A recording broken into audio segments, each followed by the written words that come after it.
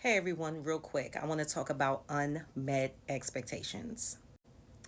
Unmet expectations is basically when you are expecting to receive something. You are looking for something from someone, but your expectations have not been met and your fulfillment has not been made. The biggest cause for unmet expectations is a lack of communication. A lack of communication. And it does not matter the relationship, whether it's friendship, family, romantic, even professional. You should express openly and communicate what you expect out of that relationship, out of that situation, or whatever the involvement.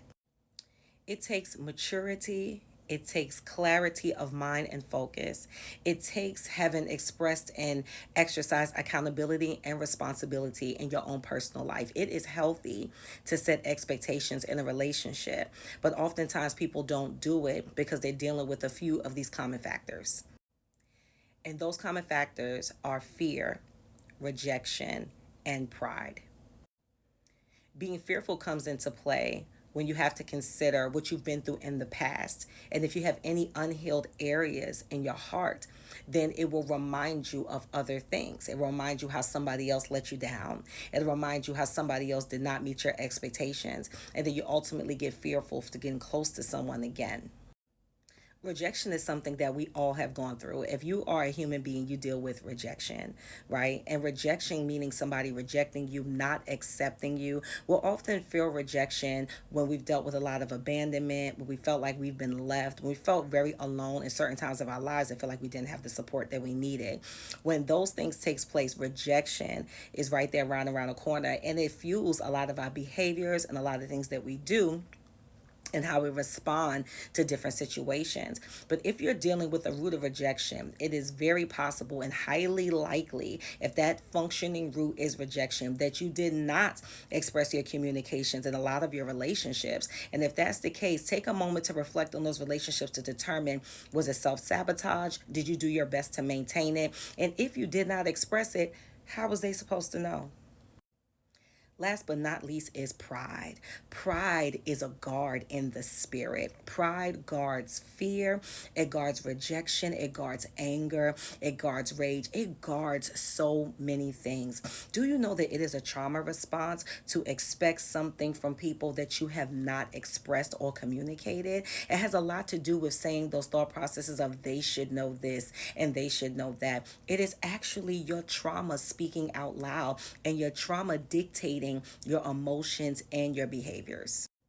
It is also very common for those that do not express their communications openly, often have lack of boundaries, whether they set boundaries for themselves or lack of respecting boundaries for others. You should never expect someone to be in your head. If we'll say something so bold as to say they should have known this and they should have known that, how much time was allotted in them learning the thing? How much time was allotted in them learning you, right? Have you done your part to make sure that you carried yourself in such a way to deem and demand the respect that you're saying that you deserve?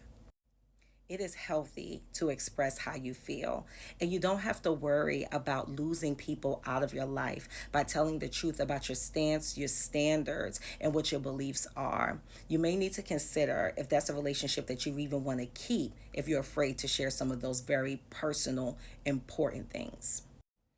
I think that a lot of our relationships can be preserved and a lot of our relationships can really be protected if we take the time to express what our expectations are. A lot of times we have to take accountability and responsibility for the fact that we did not express what it is that we expected before we just expected it. When you have a new relationship that is fresh and vibrant, make sure you don't bring your old past traumas and triggers to any new relationship that you're entering into. It's not fair to you and it's not fair to them. And one more thing, make sure that if this has been the case with you, where you've had those relationships that have had conflict because they have not been expressed expectations, I want you to consider a few things. I want you to consider, are there relationships you need to go back to and try to make things right with, right? I need you to consider, not every relationship requires that, but I need you to consider that. Are there some apologies that you may need to give out or some apologies you may need to accept? Maybe someone apologized to you, right?